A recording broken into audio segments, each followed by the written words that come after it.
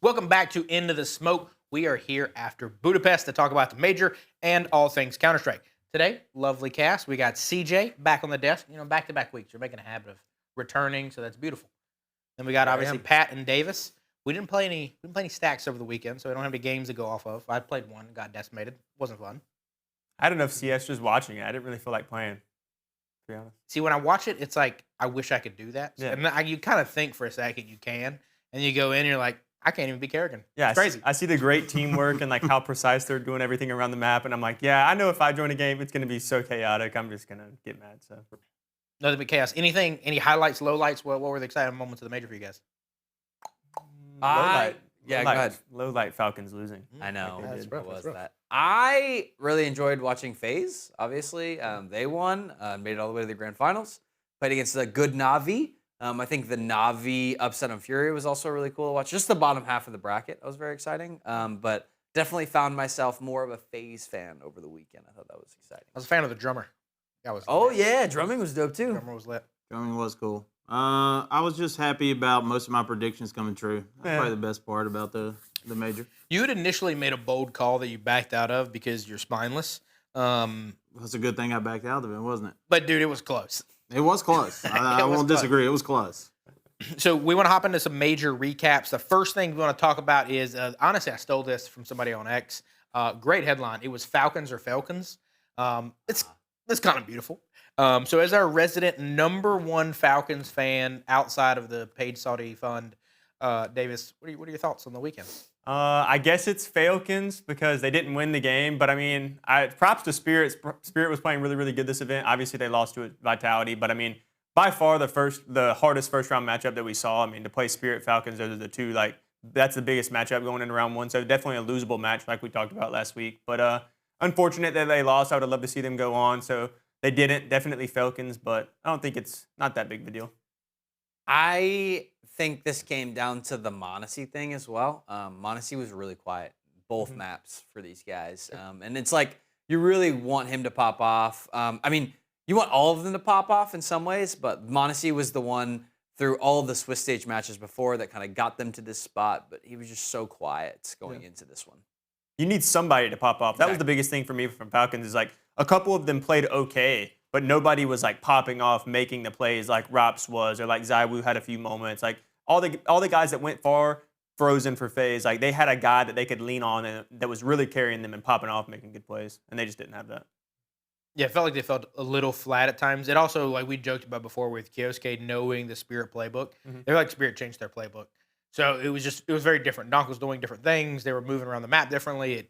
And it felt like maybe they kind of leaned a little bit heavy into we think they're going to do X, and then they didn't do X, and then they just didn't recover. Yeah, I think it was just a mixture of, like y'all said, nobody popping off, and just, to me, the typical Falcons playbook just coming out really weak per usual. I feel like the calls were lackluster, not a lot of good rotates.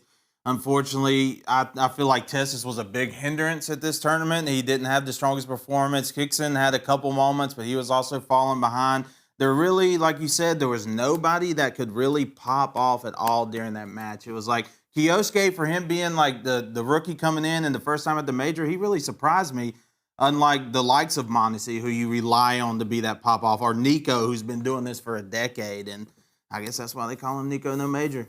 This one, from also the other thing, I think a big swing piece of the whole series for these guys was the Chopper v Nico 1v1, where he had him like super weak, 7 HP on the other side. Nico, I think, either got 2 or 1 right before that. But it was just one of those moments where the supporting cast of Spirit did a lot better for Donk in this series specifically, and the players on the Falcon side definitely were all quieter, Nico being one of them for sure too.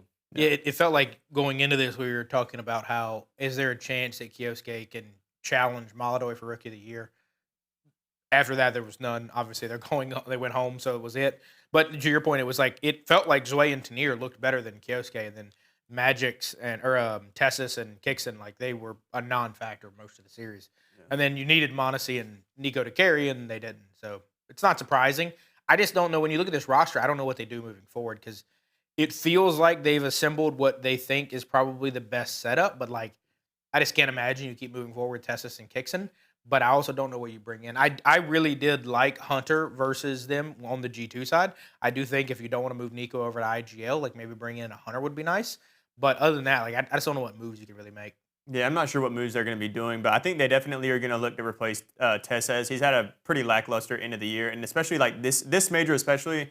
And don't get me wrong, like I said, nobody popped off for this team, so they didn't deserve to win this match at all. But like Tessez was by far the weakest link on the team, and it's like I just saw a bunch of stuff on X talking about like who are they going to throw under the bus. It's going to be Tessez this time because m0NESY didn't step up and Nico didn't step up, and I agree 100% they didn't step up. But like throughout this entire major, Tessez has been underperforming. I think his average rating was somewhere around like a 0.7, and like as many matches as they won, it should be higher than that for sure. So I was disappointed in Tessez's performance throughout the whole shindig. I'd be curious to look to see what it is like when they're winning, if he is still performing at that level. Because it does feel like when you see other sports, like, we joke all the time about soccer. It's like when you look at Salah on Liverpool, it's like last year he played incredible, they won. This year he's playing average, they're not winning. Like, do you have to have m0NESY play incredible, or is it that Tessus is playing worse? It's like, what is the factor? Because there have been times throughout the year where Nico has looked incredible. There's been times when m0NESY has looked incredible. We haven't really seen them both perfectly firing for a whole tournament. Mm-hmm. But maybe the supporting cast does get worse. Maybe those two were to the normal level, but the supporting cast was worse. It feels bad no matter what. Like, it doesn't feel like this is a team that can win majors. It's a team that they probably should win tournaments. They probably should have some hardware from this year with m0NESY, but they don't. But I don't know what change you do to make it feel good and go forward. First year for m0NESY not winning a trophy too. Unfortunate. I guess the money hits the bank account, so that's all. Yeah, he's got one trophy, the personal one. Yeah, so the next thing we want to talk about is other things that didn't go well. Is Furia got sent home early, first technically eliminated in the second day, but in the first round of eliminations, didn't move on. Somebody may or may not have made a bold prediction that this panned out. So, we can just give them their flowers and just let them tell us why it happened. Yes. Give me my flowers. My only correct bold prediction for the desk. Easy money. I don't mean any hate to my Brazilian fans, if I even have any, but I've not thought that Furia was that good. They had a great streak.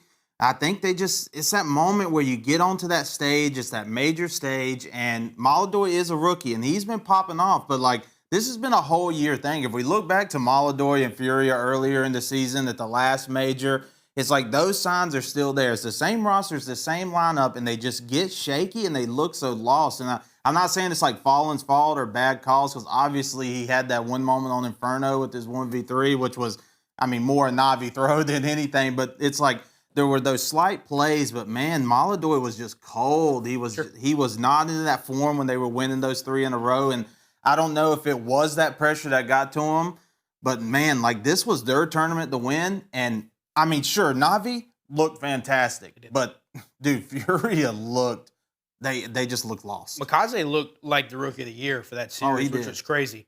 And then on top of that, I think we were watching it together, and I'm pretty sure that, I think it was Davis, you had said that it just looks like Maladoy is an op crutch. Mm-hmm. Like, it just looks like that's all he can do is get the op. And they kept getting into scenarios where they would be bad on econ, and they couldn't get him an op. And then he was getting bodied with everything but the op, and it's like, this isn't. And then meanwhile, Makaze is lighting it up. I think we talked about it though last week. Like, it was the first time Maladoy has been the player that's like made this run happen the last few months. Like, it was, if you needed a pop-off play, like we were just talking about a little bit ago, Maladoy was making it. Yeah, you have Queserado, who's a good rifler, but Maladoy was up in your face, making op multi-kills. And this series, he was just irrelevant. I had to look it up. He's actually their worst-rated player for the whole series at a 0.8. And so if you have your best player who's playing the worst on your team, that's exactly what happened. It's a recipe to lose. Yeah, and this Navi squad is definitely, like, they played well. They played well together. I'm was crazy in a lot of spots. I think Alexi B made some good plays. They all just kind of found those moments where you've seen that group be able to make plays against some of the better teams, and they did that against Furia, who really didn't play their best, so in some ways it became an easy win for Navi, which is interesting because we all talked about how, like, the hot streak of Furia walking into this, right? They had won 4 events right before. They had walked really into the playoffs for the major as well, and they were, Maladoy was quiet, but they were looking like kind of normal, like they were doing their thing, and it was just crazy to see them fall apart in the way they did, because I think they believed in themselves so much, but it just didn't happen in the right time for them. The biggest thing for me is like what we talked about a lot last week, like all of us kind of agreed on it, is like this is a major and the pressure that comes with that. Yeah. All the teams that we saw do really well are experienced veteran teams. Vitality, Faze, Navi, all these guys have been there, done that. And especially the bottom side with Faze and Navi, they don't have the pressure of like, we're supposed to be here. They're like, we're not supposed to be here, so let's just play free and let's do whatever we can do. It's like a great event regardless. And I think that's why they really shone through and like just went all the way to the end. Yeah, it's house money. I mean, at that point, you're just sending it and hoping for the best, and it pans out a lot of the times. And that was what was so impressive to me about, one, what it felt like during Furia's come up over the past like 3 or 4 months. But then also when you watch the downfall, it was like, it just felt like they kept getting punched in the mouth. They couldn't come back. There was that fallen moment. There was the, oh my God, this 3v1 Navi is throwing. But even when you think about that play, like we were talking about it from like a graffiti standpoint, you almost don't even want to consider something like that for a graffiti point, because like it is a throw. It's not a miracle play. It's just like a really bad play that one person capitalized on. It never felt like Furia got that, hey, hero play with Molotov on the op, or K Serrato got a crazy 4K to get us to spark. And like, because those things didn't happen, it's like you fell flat and you just ran out of gas. Yeah. Yeah, it's weird for me because like before I left that day, they had just ended game 2 and Navi had thrown and lost that Inferno, and I left thinking like, oh, this is probably over because we're going to train. This is like one of Furia's best maps. Yeah. And like just the way that's where how I knew they're so cooked and lost that they're just getting decimated on train, like one of their best maps. And in a way, sure, it's sad to see because, like, obviously the Brazilian fans are, they are very supportive. They go all the way out there. They're very loud. They're very outspoken, and they were really hyped up for this. And it's a shame that Furia could not deliver on that because, unfortunately, I think Furia Vitality in the finals would have definitely been a lot better. I mean, most of the prediction charts I saw too had Furia winning. Like Yeah, everyone was kind of 100%. like everyone was thinking it was going to be. We Furia. literally got flamed for no one here picking it. That's true. And hey, you know what? Hey, look at those results. How'd that pan out? I think something like deep down inside me was like, I still had not believed that Furia had gotten to like that vitality stance of like being able to beat everyone at any given time. It's kind of like something doesn't pass the eye test for these guys. And I think that shown in the fact that they look like they had 3 months ago, right? 3 months ago, that's the Furia I know and have seen. Sure. They just don't show up. Yeah, and I mean, if we want to talk about the eye test, Thursday, Zywoo passed the eye test. Saturday, Did not did not show pass up. That dude was just out of pocket, out of office, just send the emails to Monday, I'm out. And that's what it felt like for Spirit. It felt like, not that he carried them in the Falcons game, but he was good enough where that gave Donk enough support, and Tanier played really well. He popped off against them. He He had like a 2.2 rating. I think in the first one, right? No, for the series. The He was the series? highest rated player. He's like 2.2. Yeah. Insane. And was just Chopper like- did well too. It was Yeah. crazy. Totally. And it's like, that got them past a very, very good team. And then you go up against Vitality, who's obviously a slightly better team and slightly more composed team. And then Chopper did not show up. Zywoo did not show up. Tanier was there a little bit for some of the map. Yep. And then Donk tried his little heart out. Shiro was also very subtly quiet. There was a moment the first half of the Mirage where you're like, oh yeah, Shiro's owning Zywoo, this is great. And then about 10 minutes later, you're like, nope, They Nope. flipped. I'm out. So what are your thoughts on the Spirit setup? I mean, they made a deep run. They probably exceeded a little bit of expectations beating the Falcons, but they obviously didn't win. So what are the thoughts? I think impressive event for Spirit, for sure, nonetheless, how they were playing coming into this event and then how they ended up playing throughout the event. I thought it was tremendous. But I will say I was waiting for the moment the entire tournament as they were playing for it to happen. It finally happened. The Donk crashed out. I knew nice guy Donk wouldn't last when the pressure really came on and when the emotions really showed up in the arena. And we finally got to see it. He crashed out. And once he crashed out, it was cooked from there. I knew that was like, oh, they're tilted. There's no way they're going to be able to recover. Yeah, I was hoping that the crash out would lead, which you saw as soon as I went to the Dust 2. It was like, the good news about the Falcons series is they did kind of play like, Donk didn't really play hero ball. He would get an entry and back out. They played as a team really well. As soon as that Dust 2 started, Donk straight up mid-mouthed. And you're like, oh no. Mm-hmm. Oh no. He's saying it's me versus the world, and I got bad news. Vitality, you are not going to do that too. Yeah, exactly.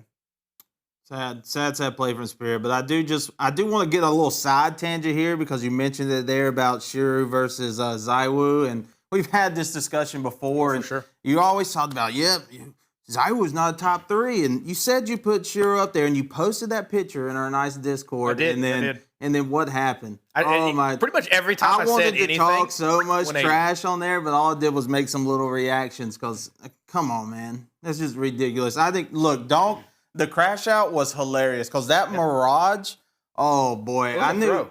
Yeah, I knew as soon as Vitality won that game, it was cooked, it was done. I mean, even in the overtime rounds, Donk was it just seemed like he was inting. My man was running down mid, getting mouthpiece, making insane plays through connector, through smokes, thinking he could take advantage of Vitality when they're ready for all this. It's almost like they're just calculating how Donk's temper is going to get him into making these bizarre plays where he thinks he can just outgun everyone. And it's sad to see, and I think Sway definitely was the big factor here because Tanir on that Mirage dropped like 30. He was a big player for that. But Tanir and Chopper, man, were really they just could not get anything done. I think the other piece that helped a ton, obviously Mezzi drug them back into that series, by just solely himself for a while. But it was like you said, basically they tried to play that passive thing they did versus the Falcons. They got a lead. It stopped working. Donk checked out. Donk went the hero ball. Couldn't win with hero ball. Did get him to 12, but then that was it. And I think that's one of the saddest things about the whole thing is they were there. Like they had the lead. They were playing well enough. They could have easily beat Vitality. 12-6, I think. And then they pulled a Davis. They just started losing their mind. They couldn't hold their mental. And then from that point, they just lost the series. And it was like, guys, you're literally right there winning. You lost a couple rounds. Yeah, you might have made a couple bad plays, but we're still in the lead. Things are still going well. We're playing the best team all year. I don't know. Once the crash out happened, like I said, I just knew it was over. But it was sad to see the crash out because it was like, dude, you're about to win the game. What are you doing? Yeah. I mean, this one definitely got away from Spirit more than Vitality, being better than them for sure. Dude, I mean, Mezzi was mental in that. His cap play was next level. Just so many hero plays for him in a row, and it was I'm pretty sure 12-6. And then even when they went to OT, they went up 2 rounds in OT, and all they had to do was get one, and you're like, dude, come on. And they just couldn't get it done. But you could tell by the time OT hit, I mean, Donk was at the edge. I don't think we've ever seen him crash out fully to that point yet. And that's where I don't know where you go from here if you're Spirit. Like when you're looking at this team, it's like in the nicest way, I think Tanir has potential. I think we were maybe talking about it in Discord, but it's like Tanir has potential and he seems like he could be a really great player in 2 to 3 seasons. But dude, you have Donk. Like might not be like this forever. He might not be a freak forever. He might not be this motivated forever. He's a freak forever. But it's one of those do you want to win or win now? And it's like you should bring Zontix back, probably for Zway, and just figure it out with Zontix and Tanir both lurking. Who cares?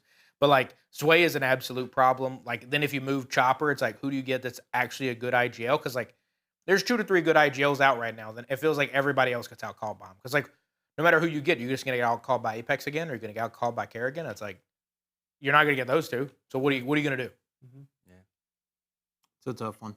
Yeah, especially as I was looking at last year too. I mean, Spirit had won the last major of last year and kind of came into this one, and really their performance in this one is kind of where they ended up all year, right? They just couldn't take it down and be able to actually execute and do the things they needed to do, just like the Falcons too, or Mouse. They're kind of all in that little bundle of conversation of teams that just couldn't get it done. Mm-hmm. It is unfortunate because I do think it's the other side of the brag was so easy. No matter who won that series was probably going to win. Yeah. I think if Spirit go play Faze, they probably beat the brakes out of them.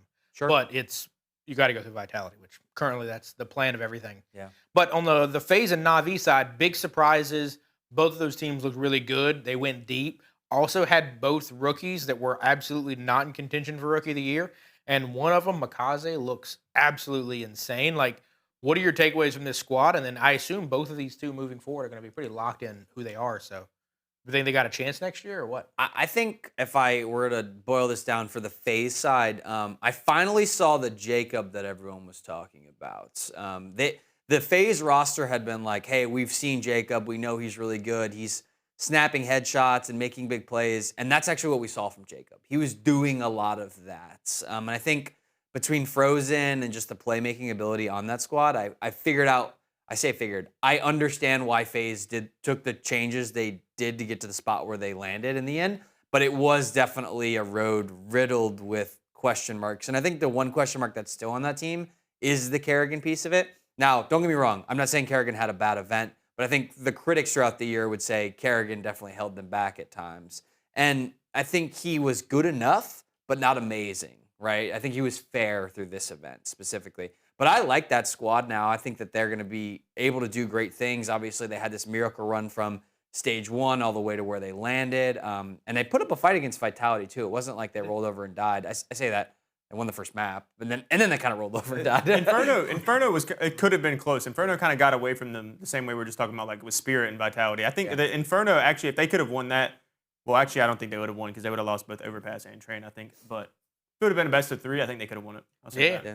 Sure. And Brokey looked good on the op too. I mean, I just really enjoyed watching the Faze side of things. It's pretty cool. I have a video. Well, I say we, the Global Gaming Network. We have a video coming out on the Faze story. So go ahead and check that out on YouTube. But I think I also like the Navi squad. I think both of these kind of Cinderella stories coming together on the other side of the bracket was really, really cool. Kind of sucks that they had to play against Vitality, right? Like you're just gonna get smoked by either side of it. But cool teams to watch, and I am very excited to watch them next year. I think exciting for CS2, like 2 of the biggest orgs that are in the sport that have been competing for a long, long time. They were kind of quiet the entire year. Nobody expected them to make any type of run. And then to see them both in the semifinal, one going through to the final, it was really good for just the environment of the tournament. You could see, especially Faze. Like Faze had the fans the entire weekend, so it was cool to watch.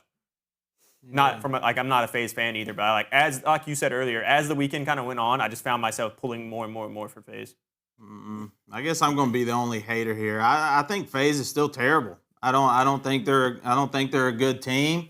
Yeah, bungle it up. I think what happened this tournament is they did go through the survival arc. It would have been a tremendous story if they won, but they didn't. And I think they were just carried by constant little hero plays that just kept going their way. Brokey has been a hindrance to this team all year. He has not hardly done anything, and he finally showed up here at the end, not exactly when it mattered in the finals, but he showed up in the playoffs, the semis, and the quarters, and he made those plays that made him seem like that star, like the triple op on Nuke. Was that against Vitality? Yeah. Or was it? That was. Okay, and then there was the other one. So then I'm saying a Vitality one, but he had those plays, those moments right there. The same with Frozen, who's always on or off. He's the one you look for. Jacob, sure, he had some nice moments, but he's a rookie. He's still got a lot to learn. I mean, I give my credence mostly to Navi, who's that team who's been silent this whole year, and they've always had the ability to be able to do it. They've just always been I don't know if they've just been afraid of themselves or what, because they came off of such a strong last year, and they just fell into that slump and finally coming into their place. But once again, I think it was just Makaze who just, like, he was having his moment. Which just seems to be the story. Dude, and he was driving it. He was making some insane plays down mid, just rushing. He was. And to me, that's what's crazy is, like, when I look at this Navi squad versus last year's Navi squad, JL was a headshot machine, and that's the whole reason they were the team of the year last year. Is like the whole team played great around JL, but you had that centerpiece that was just a headshot magnet.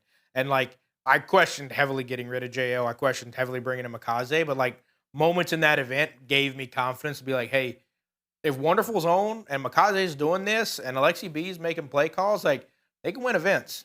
And I'm not sure that they're going to be like a favorite for a major, but, like, they can get top 6. Dude, they can win. Too. IM was popping off, especially the Furia match. IM, like, carried them through, like, most of those matches. And Wonderful actually got really quiet the later they went.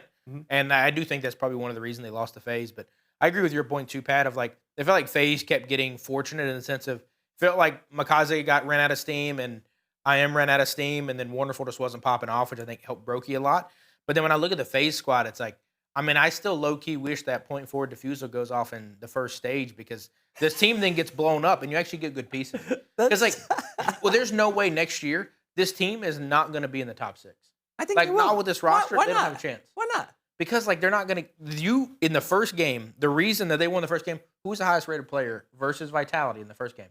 Who was the highest-rated player? I don't know. Twiz. Karrigan. Oh, yeah, it was Karrigan is your highest-rated player. That is never going to happen again. And, like, I adore Karrigan. And, like, there was an awesome stat where it's like last time Karrigan was positive in a major was, like, 8 or 9 years ago. And it was like since then, Freya started casting. Vitality wasn't even an org. And, like, all this other nonsense. Like, Karrigan doesn't need to go positive to win. Like, it's totally fine. But the fact that he had to carry you in the first game. They were kind of all popping off, though. I wouldn't say he carried them. They low-key smacked Vitality for the first match. He was rocking like shots, though, which is crazy for him. And that's why I think Frozen is somebody you can build around. I think Karrigan obviously is going to be the IGL, and there's no going away from that. It's just everything after that, it starts to get sketchy. And I just don't think this team can consistently maintain top 6s. I don't know that this team can win events, much less win a major. And that's why, to me, if you're FaZe, you're competing for majors. When they were, like, talking about it on the main stage, there were so many people that were surprised that Faze now have been in 3 of the 4 major finals, and it's like, no, Faze should be in. Yeah, 3 they of got the 2 4. second place last Yeah, year. and it's like they are that team, not this one, but like the org is that org, and it's like this roster does not represent that org. Well, I mean, 4 of the 5 players are those guys though that were in those majors. So how does it not? Different. No, well, you had Rops. Yeah. And you had 4 out Rops of 5. And Rain. Well, you had Rops and technically. Rain. Oh yeah. Technically, I mean, And But- also, but to be- Brokey, Twiz, Karrigan, they've all played in major finals for FaZe. But I mean, there's a lot of turmoil around this roster this year specifically, right? We had S1mple that played with them in the last major, which is like, what are we doing? You know, this is very interesting. And then the Rain drop is very interesting. The Twist ad is very interesting. The Jacob ad, like, letting Rops walk for free is insane. I know we're about to hop, and Yeah. we can go ahead and swap over to the Vitality side. Sure. Because I just want to bring up this stat. I had to write it down. It was insane. Rops in 3 years with FaZe won 9 trophies, a Grand Slam, a major, Katowice, and Cologne.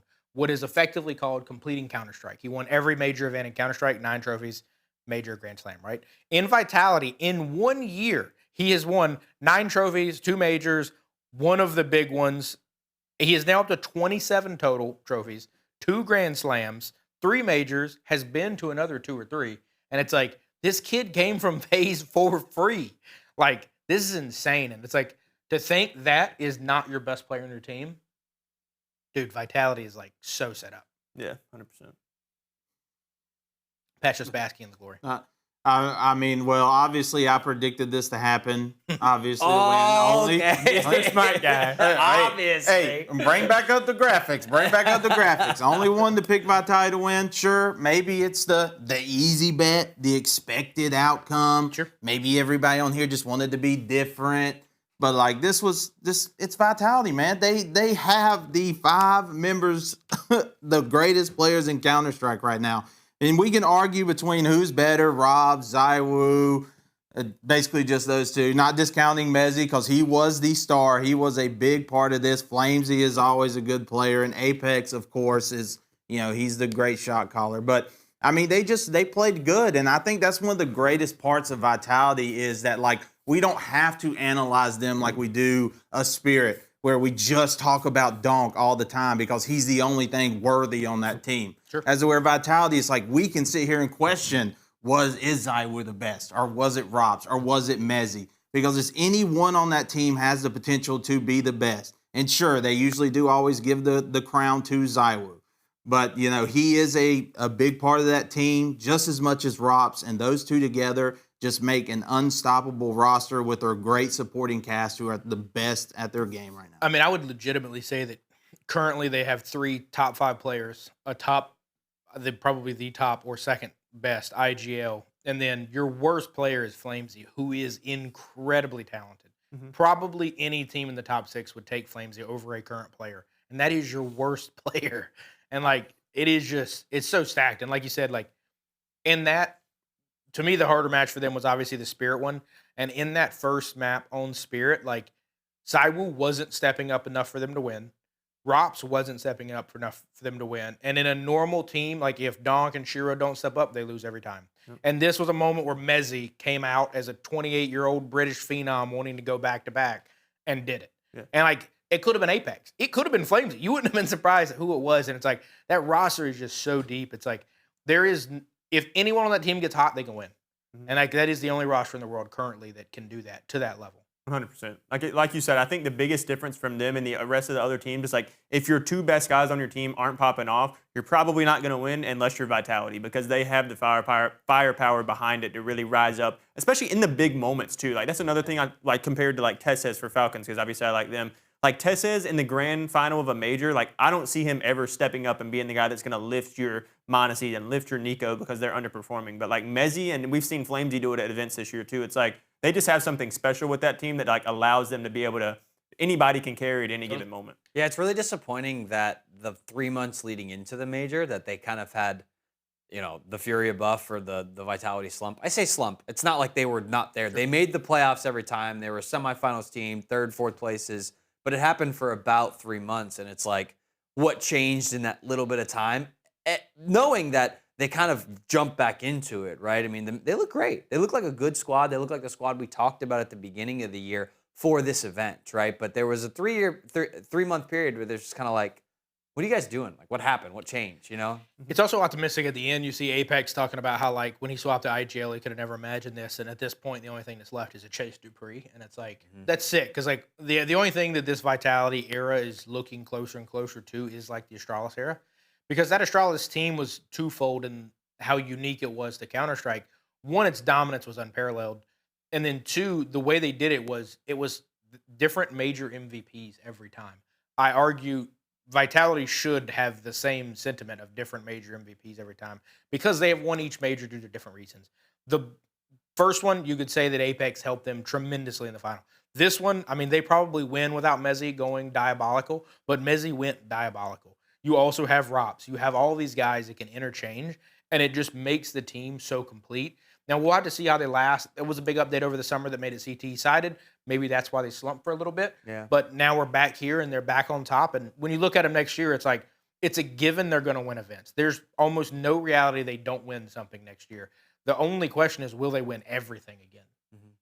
Yeah, and we had it up in the office, but that Vitality versus Falcons finals, where we had a best of 5. I can't remember what event that was, but it was super close, like Game 5 overtime and stuff. And those are the moments that you wish you had for this major in some ways too, where Vitality kind of get gifted in the fact that they had to play a good Faze, a Faze that showed up and played good against them, but like not a team that they necessarily were going to battle back and forth with. You didn't expect that to be a huge battle in a lot of ways. It was kind of, in some ways, gifted to them. Especially with the best of 5 series. Like I think best of 3, it genuinely could have gone either that way. Inferno could have been close. Yeah, and but that like would the best of 5, it was kind of cooked for Faze to try to win that. Yeah, agreed. So we're going to move on to one of our most beloved sections. This is going to be a little bit of buy-sell action. We're going to have a little bit of buying, ecoing, and then maybe some half buying based on a couple different topics. The first one we're going to have is based on this run, Karrigan showed that he still has it. Karrigan has brought teams to so many majors that arguably should not have been there. And a lot of that has been on his play calling. A lot of that, he's obviously the GM of that organization, and it's the friend clan for a reason. He brings in the guys he wants to bring in. Is it now, seeing him make it to another major on a miracle run, are we cementing that Karrigan is the greatest IGL? He's done it for 8 years. Is he the best? Are we buying this? Davis, kick us off. I'm ready to buy it, honestly. I think this major really, really proved a lot to me. Like you said, they were 0.4 seconds away from being eliminated round 1, and then for them to really be able to bounce back. And a team that we've kind of all harped on the entire year for underperforming and not being good, and they need to make roster swaps. He's been bought in the entire time. He's trusted this team that they've built this year, and to lead them all the way to a major final, that's impressive to say the least. So I'm buying it.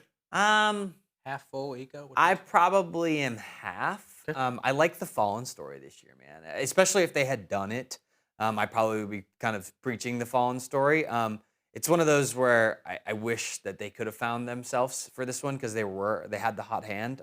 They should have showed up and done something a little bit different, and then you kind of make that argument. But I really like the Apex story right now too, man. I mean, he's been slaying. You said it. You know, they've done some amazing things with the good supporting cast, and Karrigan's done it with a bad supporting cast too. So there's an argument there, but I'm just not fully bought into the idea that he's the best of all time at this point. So, what we got? I mean, as much as I don't like it, I would definitely buy it in terms of as his whole career. Not this year, obviously not. I think there was a lot that outclassed him, but as a historic figure in a way to Counter-Strike, he has always been there. He knows how to take a team to distance. He proved it with this one. Whether or not they're a good team is irrelevant. He has cemented himself in Counter-Strike history. That's an easy buy. For me, I'm going to go full buy for all the wrong reasons, and it's mostly because, like, do I think he has categorically always made the best decision? No. And we joke that he is friends clans for a reason. He plays with people he wants to play with. But, dude, for him to go to every single CS2 major except for one final with friends, not building the best roster, choosing people on personalities and whims, and to continue to do this, like, from a shot calling perspective, we joke when Chopper gets outplayed. We joke when other guys get outread, outmaneuvered. We don't see that out of Karrigan. We see his team fall flat. We see him underperform. He is never going to light up the kill feed. I think the thing that helps Apex a ton is that, like, Apex was a star-studded rifler. Like, he was arguably one of the best in the game for a long period of time. Karrigan has been an IGL since Apex was doing that.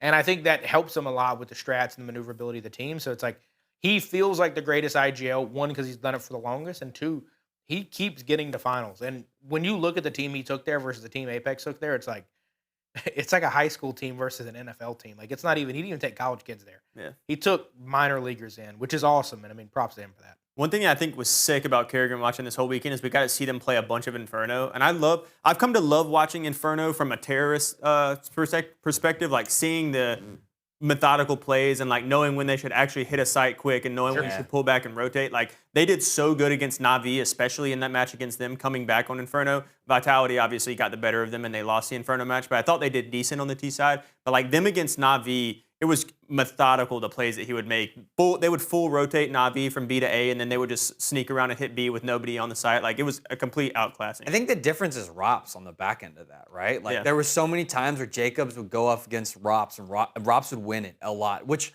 we talked about that as a winning objective for Vitality on that map, is Rops always wins the lurk. And when he does, they win that map every time. And Faze is really, really good about pushing people back and forth on that map. And they weren't able to do it against Vi. They were doing a lot of 4-1, and the problem with Vitality is their 2 is defeating Faze's 4. And I mean, it is what it is at that point.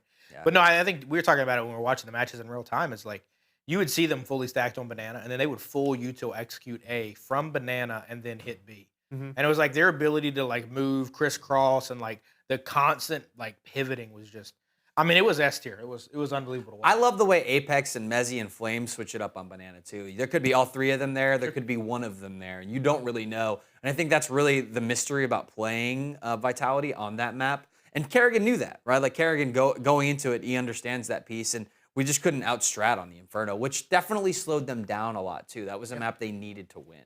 No, 100%. The next thing we want to hit up real quick is, this is the first major with a best of 5. Are we buying? Are we selling? Are we eco? Or are we buying? We eco and we half buying. Bo5 is here to stay for all majors moving forward. CJ, I'm cool with it. Yeah, I don't mind it. I think it definitely, the more consistent team will win, and I think that's cool. And that's why Vitality beat Faze. Faze did not have enough reps in a best. They haven't played a best of 5 all year. So it's like, that's the first time they played a best of 5, and it's also weird because they banned Ancient. I don't know if, I mean, that's the Vitality's insta ban, but FaZe banned it. And so it's like, I think I want to play them on Ancient, on, you know, the one that insta banned on that side, but it's either here or there. I like the best of 5. I don't mind it. I think it's cool. I'd love to see it go the distance, maybe, but. Pat, what you got? Mine's a buy as well. I love best of 5. I'm with CJ. I think that best of 5 allows for the better team to always win. Not that flukes or underdog stories are not cool or fun, but it's like, if we're at a major and it's supposed to be the best team versus the best team, then it should be the teams who have the biggest map pools, who can win on the most variety of maps. Unfortunately, yeah, this one wasn't as exciting, but I totally foresee us going in the future that we have some exciting best of 5s. Because when you do get to that game 5 and it's been close, that is just a tad bit more hype than just one game into the tiebreaker. I'm going to rip it as an eco because it's not the worst. I'm not going to complain if we have them moving forward. I do think if you get to that best of 5 and all the maps are bangers, we are getting to the point of not who is the better team, but which team has better endurance, because I just think it's going to be such a long haul. And that's also coming from a viewer perspective in and out of the arena. Like, I just don't think those extra 2 add that much value. And when I think about it from a broadcast perspective or a viewership perspective, both online and in the stands, I just don't think it really adds anything. And if, to your point, it removes flukes, which, again, if FaZe could win that Inferno, they're gonna get smoked in the next 2. But winning that Inferno would be a monumental story if it's a best of 3 major. But you're not gonna get that in a BO5. They also have these weird, I mean, especially with the meta right now, hey, go win 9 CT rounds and then answer the 9 CT rounds that got answered on the back end. So it's like, and you see that on Dust 2. Dust 2 was super heavy on the CT side. Not a lot of T rounds won. A lot of 13-0s based off of a really, really good CT side. Inferno's the same way. It's really, really hard to attack Inferno. You know, you have to find the right kind of access points, and they don't always exist. And so some of the maps just don't really play into the best of 5 at all times. And so you see that a little bit. You know, I like a lot of Nuke, a lot of Mirage. You know, those pieces kind of are a little bit more fun to watch. But it's not like they can't be. I'm just saying, like, depending on the teams, they just don't play well into all of them that way. So you got, Davis? I'm gonna half buy it, kind of like you said. I think it's different based on if you're viewing it as a player or a viewer. Like from a viewer perspective, I think the best of 5 is actually a really. If the games were close to like this series only went 4 games, and the games were kind of blowouts, a couple of them, and it still felt like it was dragging on because mainly like you said, once the Inferno was over, it was like, okay, I know it's cooked. Like Faze is not gonna win. They could get lucky and maybe win game 4, but they're then not gonna win Train. Like I knew they wouldn't be able to win both of those maps over Vitality, so it was kind of like the series was just dragging on and continuing when it could have been over. So like from a viewership perspective, I kind of wish best of 3, but I do think from a competition perspective and like when you're like Pat said, when it's the major, it's the biggest event of the year, like you want to see the best team win. You want to see the most well-rounded team win. And so best of 5 makes sense in that situation. So it's a half buy. I'm going to change because I actually don't like it. I'm going to go. Sorry. Okay. Just because I'm thinking about this. Yeah, I'm a flip-flopper. I'm flip-flopping. Sorry. I don't like it because I don't like the endurance of the player side in some ways. I think playing Counter-Strike for 6 hours at a high level is hard because of all the micro decisions that get made, and it does get sloppier as you go. And that's, we see Faze, they fall apart. Vitality's a little bit more consistent. I also think it's just so different to other games. We talked about this a little bit too, from like when you look at it from the other game perspective, like League of Legends. When you're doing Fearless Draft in League of Legends, you're going to play different team comps, and the game kind of fundamentally changes around that. Whereas like when you're doing this, no matter who you're playing, you know the person that's across from you. You know what you're going to get out of them. And I would argue that, to me at least, I would rather get 100% of Zywoo versus 100% of Shiro or Monacy or whoever he's up against. Whereas, like, I think by the 5th map in a 5-game slugfest, fatigue does play a factor. You're not getting 100% Zywoo. You're not getting 100% Monacy or whoever. And it's like, in those moments, it's like I would, sure, maybe it's cool that you can last longer or that you have a bigger map pool or whatever. But it's like, dude, I just want to see a slugfest. I want to see the best people in the world play at the best level in the world. I just don't want it to come down to something nuanced like Donk's hand cramping and he can't play game 5 or something silly. Sure. I think we're stretching here. I don't think it's that. It is a hurdle for them to play that many matches, but I don't. Dude, it's a hurdle for me to watch. I don't think they're running a that's the triathlon over here, and they're literally dying out on the floor because they have to play a little too much I'm tired Counter-Strike. watching after one map. No, my problem with it and what we talked about before was just, to me, it's not that bad if they just cut some of the intermissions down. That's true. At least from a viewership perspective. Maybe that hurts the players more. Maybe that hurts production a little bit more. But yeah, I mean, from the viewership, they do have a lot of break in the middle. We went to the Valorant Worlds or whatever. They play a best of 5 for their finals as well. And it just seems like it goes by so much faster. And it's a game that has the same round limits, the same timers inside the game. And it just seems like it goes by a lot faster just because they're a little bit quicker with their intermissions between their games. And even their halftimes. The halftimes in like Valorant are like maybe a minute, as to where Counter-Strike gets like double that for just the halftimes. It did feel, that adds up. You have a halftime each map. If you play 5, like we're already adding like 10 minutes or so just from halftime intermissions. And it did feel crazy that the second map was such a blowout and so quick that the break between 2 and 3 felt longer than the whole second map. And then at that point, I'm like, dude, just wrap it up, man. Like, I know how this is going. This Phase isn't coming back. It is what it is. But speaking of things that were more controversial than that, Davis, we want to get your hot take. Zywoo crowned major MVP. We full buying it, we half buying it, or we eco, and this is cap? It's an eco for me. I think you could logically half buy it as well if you're like a Zywoo fan. But to me, it's like, if you look at the rating specifically, like, I mean, him and Rops were back to, I think if it's a finals MVP, Mezzi probably gets it. But if you look at like the entirety of the tournament, Zywoo and Rops are both neck and neck. Zywoo was 0.01 points ahead of him. But Zywoo's rating was that high because it was inflated against Mongols when he had like a 2.4 rating. So it's like, in my opinion, if you go just like objectively on the numbers, Rops was more impactful than Zywoo in more series than Zywoo. So like the number based off that of like leading through the entire major, if you just did like who's more impactful for this game, you get a point. Rops wins that. And then if you also look at the ratings overall, you realize that like one was skewed from one match. So in my opinion, I think it was more deserved from Rops. I don't think Zywoo was a bad pick. Obviously, we talked about how anybody from this team could pop off. But for me, I'm ecoing it. I think it was more Rops' MVP award to win. What you got? It's fine. I feel like they just pick him because of the opera and he has the best stats. Like It's because his name's Zywoo. Yeah, it's because his name's Zywoo, and it definitely isn't fair when I look at because I think other people could be deserving, and you can make an argument. I think you can make an argument for 3 people on that squad. One could be Mezzi, one could be Rops, one could be Zywoo. Mezzi being probably at the bottom of that. But I get it. It's fine. He's an opera. He's cool. You go with it. I don't mind it. And I also don't think his teammates care that much. I don't think that Mezzy and Rops are like, oh, I should deserve it, Sure. you know. And that's, I think, probably the coolest part about this whole squad. Yeah, I mean, I think the only people you're really satisfying here is the people on the internet. I'm in agreement. I'm echoing it, and that's because like I just wish that they would say out loud how they want those awards to go. Is it, hey, we give award to most famous, biggest player who had good stats on big team?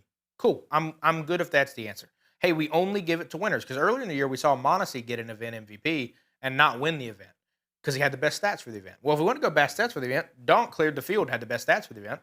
They didn't win, but so it's like it's weird. Yeah, maybe it's because Monesi was an opera. We did that. I don't know. But then it's the same thing. It's to your point. It's like Messi should have gotten the finals for sure. If you just want to look for the finals of who literally won you the championship, Messi got them over the line, just like Apex and Austin. I think got them over the line. But then to your point, I think Rops was just not farming versus the Mongols enough. And if that's the reason he lost the MVP, that seems like a really stupid reason to win the MVP. Apex had him do the trophy hoist. It did feel like the players kind of wanted it to be Rops because it's like, hey, Rops felt like this was the first one that he actually won and like helped them win and like was a part of the thing. And it's like cool moment, but I don't know. It's only for us and people on the internet to debate. But to me, it just gives silly fire to like. When I look at that Astralis Dynasty, those dudes passed the baton around, and at any point in time, you could say it was any of them or the reason they won. I feel like this current Vitality team is the same. You can pass that baton around, and it's totally fine. In 6 years, we're all going to forget about these moments. Like, dude, Zywoo's got some pretty good stats. Seems like he just wins a lot, and that's where it's unfortunate because it's like, to me, this really feels like it's Rops' to lose, and he just lost it. And he might not ever get another one again, which is rough. And if you want to do it in the finals, Mezzy may never get this chance again because not that he's like old like us by any far stretch, but he is 28. He's not getting any younger, and it's like when I look at that, it's like this probably was his last chance to win a Finals MVP, and he played like a Finals MVP, but just the stats didn't fall in. He's also an off rifler for that team. He's not like the main entry, which is crazy that he popped off. Pat, go ahead and buy for us. Buy it. No, I'm not buying it. Davis gave me an out for I can see a half buy if you're a Zywoo fan.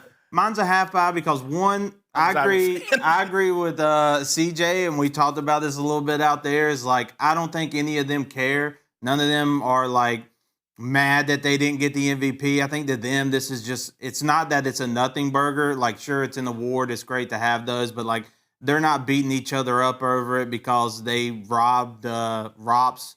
But I mean, the only thing I care about is they just need to lay out the determination for what it is because like. If we're just going to do stats driven for the whole tournament throughout the whole team, I think that's fine if that's how they want to lay it out. It's just the mystery of how they do it and the sometimes potential skewing of things they like to beat around the bush for to give the MVPs is the problem. If they want to make it to where you just pick somebody who you think was the most impactful player, then they can make it that way. But then that still opens up the same thing that we're talking about now when they give it to Mezzy and everybody's like, well, we should have gave it to Robs because he did all this. It's one of those things. It's a nothing burger to me. They gave it to Zywoo. He's just as deserving as either one of those other guys that are nominated up there for it. Maybe they gave it to him because he's the name or he's the opper or because they wanted to create a storyline or whatever reason. Just lay out the rules, follow the rules. It's that simple. And then people won't get angry. To me, I think they should split this award in two. I think in the current form, it's kind of nonsensical. Just because, again, we don't know what it is for, and it's like you're comparing s1mple's MVPs versus Zywoo's MVPs, and it's like, well, like all of these MVPs feel different. Like they have different weight and they have different rules that get you the MVP. And it's like you should just break this into a kill whore award, dude who had most kills in an event. Very easy, big number win, and then maybe a standout player of the event. Doesn't even have to be the best. Just which player do we think had a standout? Make it a fan vote. I don't care. But like whatever it is, it just needs to be something that is defined and tangible. That's like, to me, the annoying piece is like, maybe if they did today's rules back then Device would have gotten all the awards and not the other teammates. And it's like, dude, it's stupid. Because now everybody's going to argue like, oh, well, now Zywoo's got the most of this. And then I'm certain Donk's going to come along and do the same thing. And on the flip side of that too, I think the one thing like you said, down the line when people look back, like Rops is a tremendous player. We've talked about how every single team he's been on, he's had insane impact and won a ton of trophies. He's never had a finals MVP in a major, and it's like he's a legend of the game. Like, he's literally becoming one of the best players of all time, and he doesn't have any hardware besides trophy wins to support it. And down the road, when like we haven't seen Rops play in 10 plus years, and we're thinking back at the player that he was, we're gonna look and be like, he won a lot of trophies, but dang, did he get carried because he didn't have any MVPs? He doesn't have like we're not gonna look at the actual nitty gritty stats like of, oh, what was his actual rating of that time? It's just gonna be like, who won the MVP, who won the trophies of that event. And like, when you don't have that, it hurts your resume. The harsh reality of that too is how often does his name get brought up? Because you'll bring up other people's names of who has the most MVPs. You'll look it up. Oh, well, this guy's got this many, this guy's got this many, and his name's not going to be on that list. And it's how many of those lists, when you don't get attributes like this, do you just don't show up on the list anymore? So then it's hard for people to bring you up as time goes on. It's like, he's an excellent player, and it's like, I'm not to sound as grim as he's going to become a footnote in Counter-Strike history, but like moments like this let players like that have it. Because like Mezzi is one, or Mezzi has been an incredible player. He's been a top 15, top 20 player for most of his career, but he's getting towards the end of his career. He's not going to have many more moments like this. And at what point in time do you see him in the records books? This is arguably one of the best final series performances we've ever seen. And there's going to be nothing to talk about that. And that's unfortunate. It is. Agreed. The next one we have, which is leaning into the Mezzi side, is are you buying that we are officially in the Unc era? Vitality now is back-to-back winners, as I believe both times they have now won it, the oldest team ever to win. Their players, Flamesy is 22. The rest of the team is reasonably old. Like we said before, Mezzi is 28. Apex, he's basically a dinosaur at this point. When we look at other impactful people from this major, we have Karrigan, also effectively a dinosaur. We have Fallen, Nico. We have a lot of this old guard that's currently in. Obviously, you have Donk and a little bit more of the youth, but it feels like all the success right now is leaning towards the vets, towards the Uncs. Like, do we just think this is currently the Unc era and that the new bloods kind of haven't came in and taken over yet? Or do we think it's just some misleading stats? Pat, kick us off. Were you buying Unc era, or are you? I'm not buying Unc Era. I think the Uncs have their place in there, and if we look at the Uncs, most of them are all IGLs, which seems to be where the Uncs kind of gather their way to. He's basically an IGL for Falcons. That's probably why they do so bad. But he is I'm getting confused now. Most of them are IGLs. How old is Zywoo? He's 25, ain't he? He's mid-20s or he's 26? No, he's 26, I think. 26? I think him. I'm pretty sure. Yeah, he's. Yeah, so he's not even Unc yet. So I mean, like, their team, like, sure, they definitely have some older players. Mezzi's getting there, but I think the Uncs are good for having that history and kind of being able to help guide their team. That's why they always go to the IGLs. And I guess maybe right now the Uncs are just really good at calling the game because they have a good supporting crew around them. We've had a lot of rookie pops up, like Fallen, for example, with Furia. He's got a lot some younger people around him, and he's just kind of nurturing them and making them into that next point because he can't play Counter-Strike forever. Eventually, his eyes are not going to be able to see that screen anymore, so he's going to have to stop IGL. Is that what has already happened to you? That's why you've slipped back a little bit, or? Nah, my vision's still 20/20, baby. I just suck. Davis, what you got? I'm going to go half buy with this one because I think the biggest buff that the Uncs have is like how comfortable they are on stage, especially at these big events. They've been there, done that. And I think when you're a young guy who's sitting across the desk from a guy like Apex or sitting across the desk from a guy like Nico, it's like, I've been watching videos about you my whole life, trying to become you, and now I have the chance to actually beat you, and that's a really big obstacle to try to overcome, especially at a major, especially when it's your first time being like a contender or something, like Maladoy, for example. So I think the Unc era, their biggest buff is how comfortable they are in the moment and how they don't have the pressure on them like a young guy does to really arrive and like be the best because he's like the young superstar. So I think it's a half buy for me because I do think there is a little bit of a buff, but I don't think it's all the way to say like we're in an Unc era. Yeah, I think the teams that fell apart, and we talked about them already on this show, but who do we see fall apart? Team Spirit, when Donk fell apart, right? He kind of turned into Little Rage Monster, and that's what I've called him, the little Rage Monster squirrel. I think he had two other children on the Yeah. And then you see that from, there was another example I had. Nico is one of those also, that group is really emotional. And so I think one of the things that the wisdom and experience brings the form of stability and a foundation of your team, right? Can you come back from 0-12? Do you believe in yourself enough to do that? Can you get through the mental block of, I have to win 12 rounds in a row to get to this spot? Now, we didn't really see any of those, but I think there is a little bit of like making sure that you're taking it one bite at a time and you can get through that stuff. And I think the Uncs bring that, right? And that's what they've always done. It's just, can they keep up on the speed, the momentum, the violence that's required in order to get to the spot where you actually have to take the site or whatever it is. And there's this, thing in Counter-Strike where it's like sometimes slow, sometimes fast. And balancing that. I think they do a really good job in the current environment of Counter-Strike on that side. But dude, there's some whiz kids out there that can just aim. Donk is an example of that. He's just a whiz kid that can aim, and he smokes everybody because of it. And so we are in a more methodical period of Counter-Strike, but I don't think it's going to last forever. I think that those guys do phase out eventually because we've seen them all kind of depart at different times. Dude, to me, I'm full buying this just because the last time that I feel like we've really seen a youthful group push forward was Gamer Legion versus Vitality in Paris, like, I don't know, the end of CSGO. And it does feel like as we've transitioned into CS2, it's like we haven't really got a youthful renaissance because all through Go, it was, I mean, we had Zywoo, s1mple, Apex, and all these guys in their youth competing in their very early 20s and late teens. And they were a part of complete teams that were that age. Even the Great American Dynasty was a younger squad that came through. And it just felt like it always ended up being like, I don't know if the youth was just grittier then or they came in with a little bit more like moxie and experience, but it is like what you're talking about. It does feel like Kyosuke is emotional and volatile at times. Donk is volatile at times. Like I like Snow a lot on Pain, but like he has a lot of grit to learn in his life if he wants to become a successful player for the long term. And it just feels like a lot of these young players, like they might come in with crazy game skill, but they don't necessarily have the game sense or they don't necessarily have the grit or the toughness to get through. And it feels like 5, 10, 15 years ago, we were constantly cycling a pool of like 18 to 23-year-olds. And then once you got to like 24, 25, you were basically cooked. But then now we're seeing like Zywoo and Rops are, I think, 26, 27 now. And it's like, dude, they're still slinging it. Nobody has dethroned these guys yet. Nico is still there. He's still slinging it. Nobody's dethroned him yet. I mean, not that he was ever on the throne.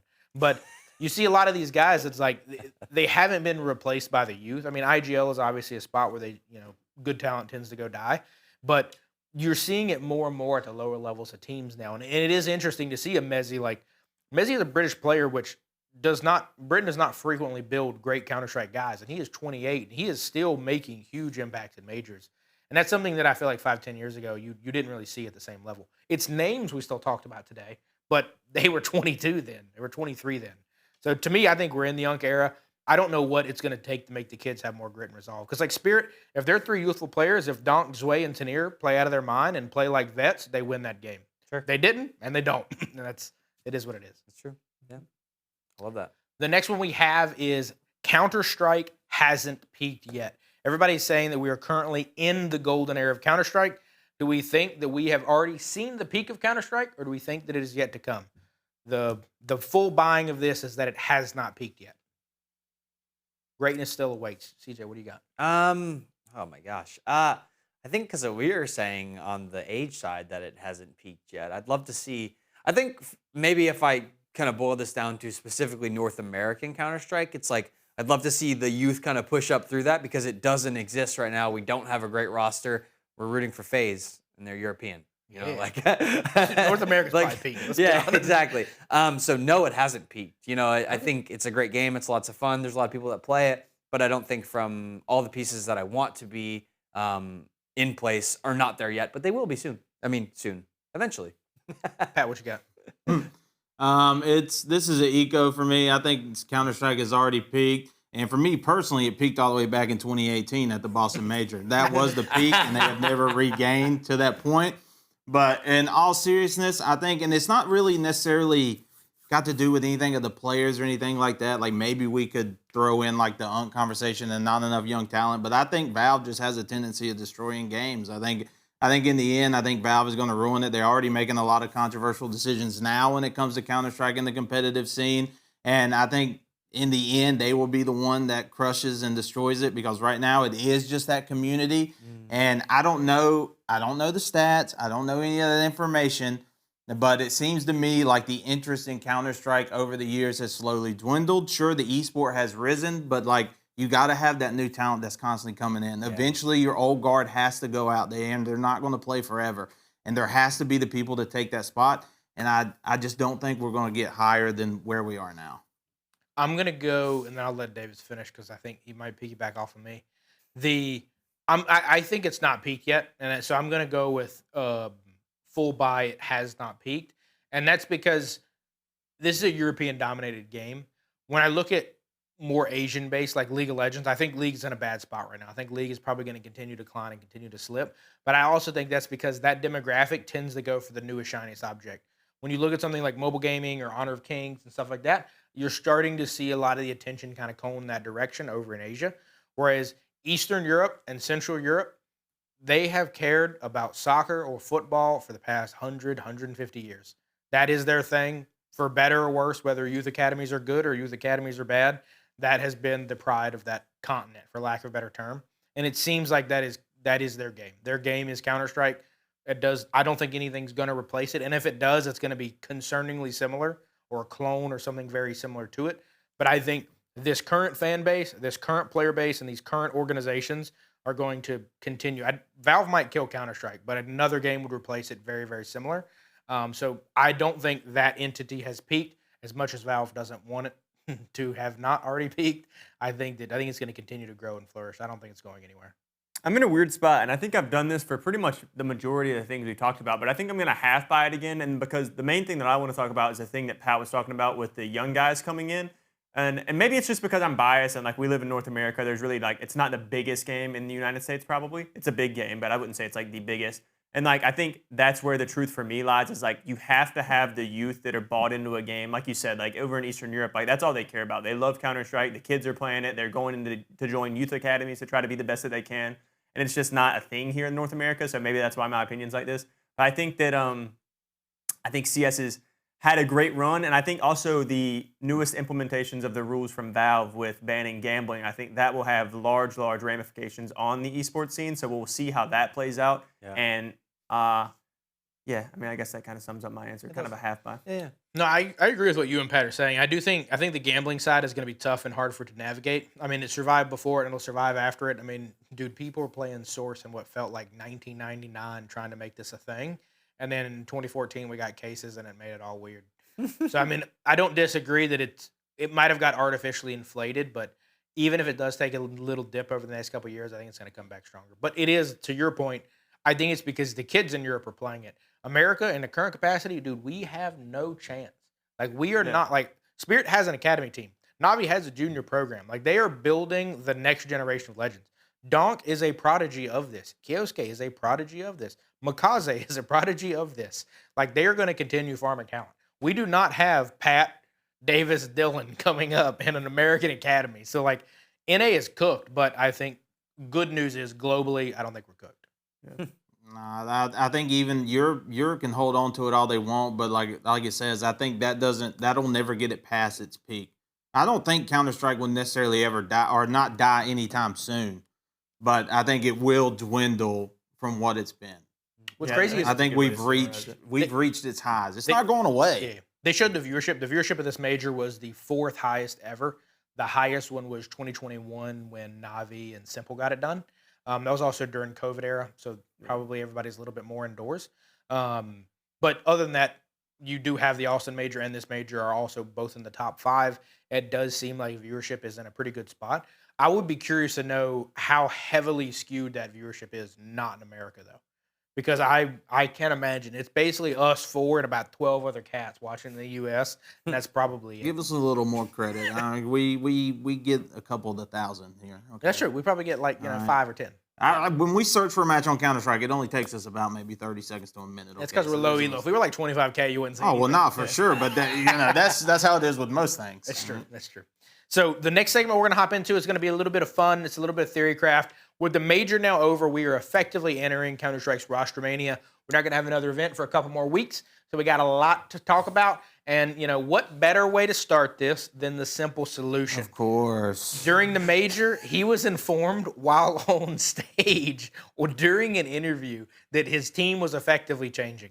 He also made a quite funny joke about how he prefers to play Counter-Strike if he has a stack with him to play, and if not, he prefers to play with Dota, and then may or may not have exclusively targeted his team in this conversation. So there's been talks about maybe him playing with Rain. There's been talks about him going somewhere else. Like, do you think that he goes to a top talent? Do you think he should, or do you think it's just get the gambling money and ride off into the sunset? Pat, I know you've got thoughts. I don't know. I was real happy for S1mple when he was going back and playing at the lower tier and kind of I was all for that whole build yourself back up, after he had his little major showing there with Faze. But it seems like through this time, he's just kind of been chilling and Not grinding. Yeah, not really getting better, so to say. And now he's just being typical, I guess, unprofessional, simple, and just not caring. And for me, it's not like he can't be on a top team, but I don't know what he wants. What does he want? Does he just want a paycheck, or does he want to get back to the form that he was in? Because right now it seems like he just wants a paycheck. And if that's all he wants, then just stay where you're at. Not for sure. He sells tickets. I want to watch him. I watched the amateur matches he was playing in. I like that he got an electronic on his team. There's just like things that are happening around him that are fun, and I'm kind of following it. So I'm cool. I think he should just go viewership perspective, though. Whatever it's going to be. Join 100 Thieves. Yeah, a streaming party thing. I from a competition perspective, I guess if he can win and compete, which I do believe he has it in him, if he gets to work. I don't think he's trying the hardest to do that, but I think if he wants to do that, then give him a shot to do that, and that's fun, and I like it. But let's sell tickets. Let's grow Counter-Strike and make it better. And I think I would love for him to adopt a model where he embraces that as like something he could do. Because if you're him, you could really influence a lot of different people to be able to invest and make Counter-Strike bigger. But I don't think that's the kind of person he is right now today. So I'd love to see him kind of grow into that role. Yeah, I'm in that same position. I think he needs to be thinking less about like competing in Counter-Strike and more about like how he can make Counter-Strike more sustainable, how he can continue to give back and grow the community. I don't think he would be a great figure as a coach, so I don't think he should go that route, because that's what I was thinking at first. I was like, maybe he can coach. No, that's a terrible idea, actually. Maybe he should be like a co-streamer. I think he just needs to do more stuff focused on content and getting more eyes on the game, more eyes like, hey, I'm the previous go to this game. Look at how cool it is. Look at what I did. Now look at what they're doing because of like the foundation that I laid, that type of motto. So, yeah, I don't think he should be competing. I think it should be focused on viewership. I think you go out in one of two ways. You either play the game long enough where everybody says you should have retired way, way sooner, and you just tarnish the end of your career by looking terrible at the end. Karrigan. Or you go out on top. For me, I think the people who continue to tarnish their career and stay around are the people that are actually the actual grinders, the ones that are actual competitors that want to win. They don't know when to throw in the towel because they just want to chase victory one more time. And I don't know that he is that, but to me, I would admire him more if he was that, right? It's like, if you're Conor McGregor, you don't need to fight right now in the UFC. But, like, he still wants to for the competition's sake. Now, if he's doing it for money, it's probably not a good move. I wouldn't do that, right? And it's like, do I think s1mple can be a top 10 opera in the world right now? Yes. Do I think s1mple can be a top 3 opera in the world? Probably not. I think Zywoo, even at his age, is going to continue to struggle to stay in the top 3 for much longer. Just because Monacy is here and he is young, you're going to continue to get younger, better players. Donk obviously has spawned into the server. So it's like, there is no reality I could see now where even if Zywoo comes back to peak, or s1mple comes back to peak s1mple form, he does not look and pass the eye test to beat Donk today. Like, the peak of s1mple does not beat this current peak of Donk. So it's like, even if you get that, it's just going to make him look worse. Now, if he wants to play and win and compete and he's in it for majors and he's in it to win for personal satisfaction, do it, brother. But otherwise, I agree. He should totally chase the bag, make the game bigger, do cool stuff. But, like, dude, $130,000 a month to play in some G League competition is good. And I'm definitely going to root for wherever he goes. If he's playing, like, I'm going to root for him. I think it's cool. I think you're right in the fact that it's like, you're kind of past your time. Let's figure out how to do the next thing, And Tom Brady's on the desk casting the game. Shutting s1mple down. Ooh, that's crazy. Hot rip.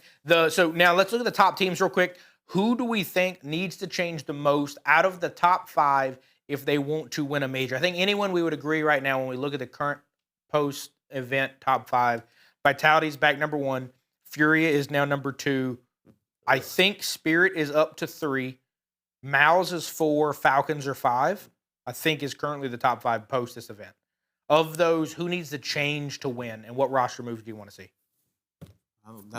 The second part's a little bit harder, but I think Mouse is one who needs to make a change. The rumor is currently that Jimmy is leaving or getting dropped. That is the current belief, that they will not have him next year. No more Pervy? No more Jim. No more Pervy? That's kind of sad. I think that's a fine change. The problem is I don't know who you then slide into that role. Like Robs. Yeah, I mean, dude, him in any buddy, spot is back gonna off be great. of Vitality here. Back off. All right, we're keeping our 5. Magic. So you think out of the top 5, If you want a team to compete for the major, you think Mouse needs to make a move the most. Yeah, because I think they're a team that all season they keep coming so close, but they can't get over that line. And I think they just need that little bit of roster swap to be able to push themselves over that line. Because it's not like they're a bad team. Sure, they had some bad moments. Like if we look at their match against Faze, sure, like they played pretty terrible at points. But if we look throughout the whole year, they are a competent team. They have the ability to be able to make it the playoffs, the semis almost every time. They just need that little bit of boost to get them over the edge. And unfortunately, I think that needs to be a roster swap. And it can just be a single player. Jimmy for somebody that just gets them that extra I mile. don't think Jimmy's a problem on that team. I would like to see a new Opper, maybe. I think Torzy could be. But dude, he gets hot. When he is hot, he is hot. When he is not, he is not. The second would be Brolin. I just think Brolin and different IGL in that spot would be interesting. I think Spinks would be one to go. I mean, Spinks gotten a lot of flack over the year. They kicked him off of Vitality, and look where they're at now. They got Rops. I mean, I would have. Maybe they're going to get a Rops 2.0. Spinks was also really good with Vitality too when he was on that team. It's true. Yeah. Their 2024 season was really bad. But their 23 was good. It was. Minus Donk, who would you not trade for Rops? I don't know. On Mouse? No, anybody. Oh. Yeah, I think he walked. I'd trade Nico in a heartbeat. I think Yusuke might have some upside that we haven't seen yet. Maybe.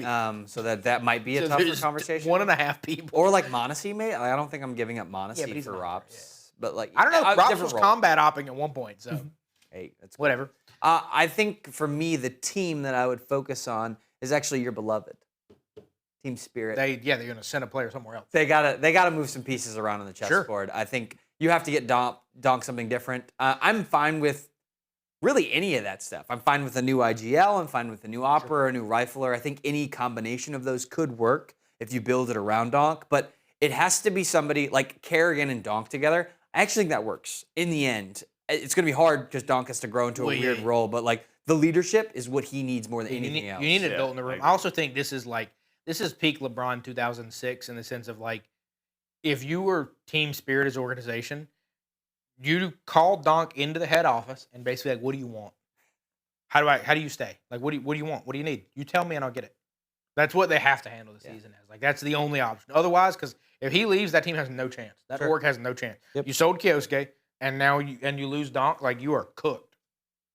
I don't know. I think it's a weird situation because, like CJ said, I think the biggest thing that Donk needs right now is guidance, and I think that that's one of the worst things that they could do for him in terms of guidance is say, hey, what do you want us to do? And then it's like, okay, I run the show, whatever I say goes, and so there's no guidance there at all. It's just like he still runs the show just like he is now. So I think that's one thing that would honestly hurt him in the end. I think he needs a figure like Karrigan to come in and say, look, yes, you've done really well in Counter-Strike, but you've only been here for 2 years. Like, we've been here laying the foundation for this esport for so long. You're going to listen. We're going to play as a team, and this is how you win. Yes, you've done it all in, like, one season where you kind of burst onto the scene and nobody knew how to play against you. But now people know how to play against you, and you haven't won anything for the whole year. And so, like, I think he really needs that leader figure to really guide him and be like, hey, this is – yes, you've done it for a year, but then now the back half of your year has been not very good at all. Yes, you've played well, but your team hasn't won anything, so what is there really to cheer about? So he needs that guidance. Dude, 18-year-old me's not taking that advice well. 18-year-old me's like, y'all did what before me? And that's the what did y'all do before me? That's the point. It's like if he was capable of being able to adapt in that situation and ask that question the right way, he'd be good. But that's a skill he lacks. He's also a kid, which is a hard piece too. And I don't think that's, by the way, like for viewers, like, oh, we're being critical of Donk, but like he's a child, and that's okay for children to make mistakes. That's what they do. And right? that 2000. That's why he needs the guidance. That 2006 LeBron, by the way, is like 21, 22. That is not 18-year-old LeBron. Sure. Is there any other teams that you guys think need a roster change? I would go with Mal is probably number 1, Falcons 2. I don't think 1 and 2 change at all. I think Furia and Vitality stay. Yeah. I think Spirit could make a move, but I also think they honestly have the capabilities of winning stuff with their roster right now. It's just a matter of figuring it out a little bit more. Who won the Falcons? What's the shift? I think Tesses personally, but I also think there's a big question. We've talked about the IGL leadership there. I think that they kind of need a figure that's a little bit more experienced, maybe, I guess, in like big moments than Kixon. I think Kixon, though, has really showed the last 2 events that he has what it takes from a perspective of like, he's actually played really well skill-wise. Like, he's gotten a bunch of kills. He's been like higher rated than he had been previously in events that they've played. But I still think that there's a guidance figure missing there as well. Yeah, to me, again, if the goal is to win a major, I think the only team that I think Spirit could, like, again, they're a few rounds away from beating Vitality and they could win this major. I think that Spirit has a reality where with the current roster, if Tanir gets marginally better and Zwei somehow figures out how to play like he did on Dust 2 and other maps, then they have a chance to win a major with the current roster. Not a high chance, not the favorites by any far stretch, but I think they currently have the piece of what it takes. I don't think the Falcons do. I mean, they should, but Nico no major is Nico no major for a reason. This team continually comes unclutch. I think there's two really, really good moves they can make. I don't know if it's possible or tangible, but unless you want to fully shift Nico over to the IGL role, I actually think you bring in Hunter. I liked it when they were on G2. I like the way that G2 roster looks around Hunter. I think he brings a lot to the table. Nico is immediately going to have rapport with him, which is going to be the biggest thing you need to make that gel. Because if Nico has rapport, then m0NESY and kioSK are going to fall in line. And then at that point, I think you just need one more piece. And there's a lot of fun pieces on the table. I know JL was talking about doing some coaching nonsense, but if you brought in like Hunter and JL on that team, like that team is going to be very hard to beat. I don't know which JL you're going to get at this point, but if you get any shred of last year's JL and Hunter on there, it's better than Tessus and Kixon. And if it's better than that, you have a better odds of winning a major. And if you're that team, like you can't do nothing because there's no way. m0NESY has just not won a trophy the first time in his life. He does not feel good. What confidence does he have that that's going to be fixed? Sure, and he left G2, and I think he made some promises to G2 that he was going to stay, and they felt slighted because Nico kind of pulled him with him, right? Sure. And so there's going to be some bad blood in the water on that. And m0NESY, when he was on G2, was kind of had this conversation of everyone is holding m0NESY back. But now that we see him on the Falcons, it's like, I don't think that's true anymore. And he's lost a little bit of street cred because of it. And so that's an issue for him and his individual brand as he tries to figure out if a new spot is the right thing for him. No, for sure. And that's also where I think it's interesting from that perspective, too, because like there was also VP was in the mix for that, for getting m0NESY at that point. And that's where as we shift to the mid teams, it's like, what do you think? Are there any mid teams that can squeak in there with a quick change or two, or do you think everybody needs? Do you think Faze is a mid team? I don't even know if they make that. Faze, I go Faze. Yeah, I think like TL will probably do something exciting. They're always known to do some exciting kind of nonsense around this time. Navi, like, do they make a move? Like, what are these? Aurora, like, they kind of close. God. Maybe they did win an event. Who? I think Navi stays. And I also think Faze, I think they could stay because of like the performance that they had at this event. But I think kind of what we were talking about earlier, I think Brokey maybe is their like weak link in my opinion. I think if they get a high tier up, that team will be like actually disgusting. So you're saying like they should call like Dexter or somebody who won an MVP as an opera this year. Yeah, but if they get a high tier consistent opera, which Brokey could be that as well. Like if he can get back into his form like he used to play all the time, like if he can get back to old Brokey and not the Brokey that we've seen most of this year, the Brokey that we saw at the major for majority of the time, I think they'll be just like they were at the major. They'll be hard to deal with.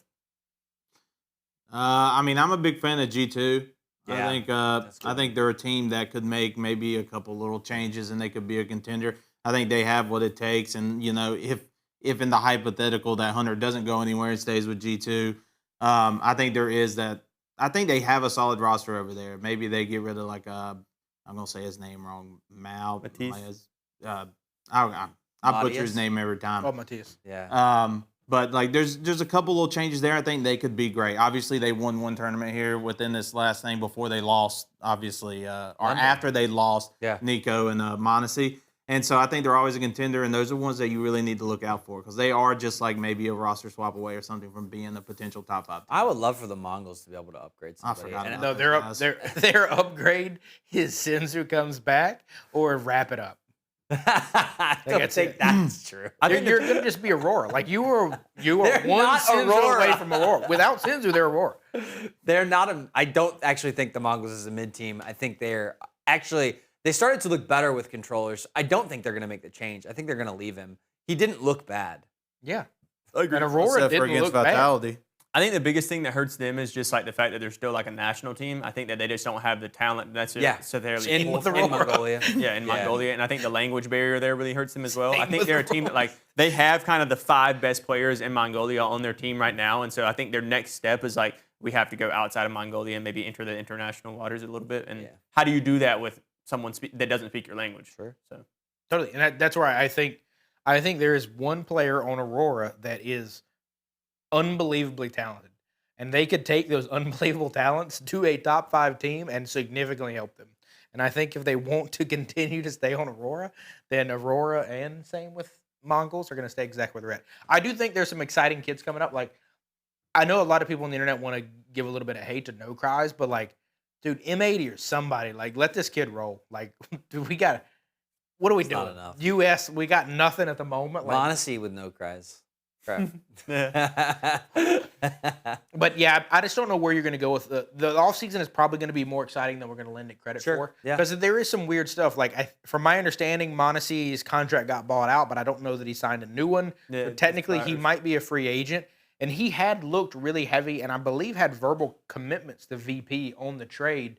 But then obviously when Falcons comes with the Falcons money, you take the Falcons money. That also is a much better team. Like, what would VP built around him? Like, they would have been in a G2 spot where they could be competitive, but like, they're not going to be favored. He joined a perennial powerhouse that's, top 5 team. So we'll see what it looks like.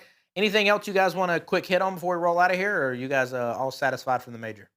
I think I'm all satisfied. I'm excited for the offseason. I think it's going to be a really exciting time we see the rosters get reinvigorated. They get to take a break. They get to go into the next season. And I'm hopeful that, we'll be able to watch some good Counter-Strike again for the next major coming up. I know it's like, we just got this one done, but I'm excited to see the next one. Higher rated before we roll out, is the Budapest major above or below the Austin major for you guys? Above for me.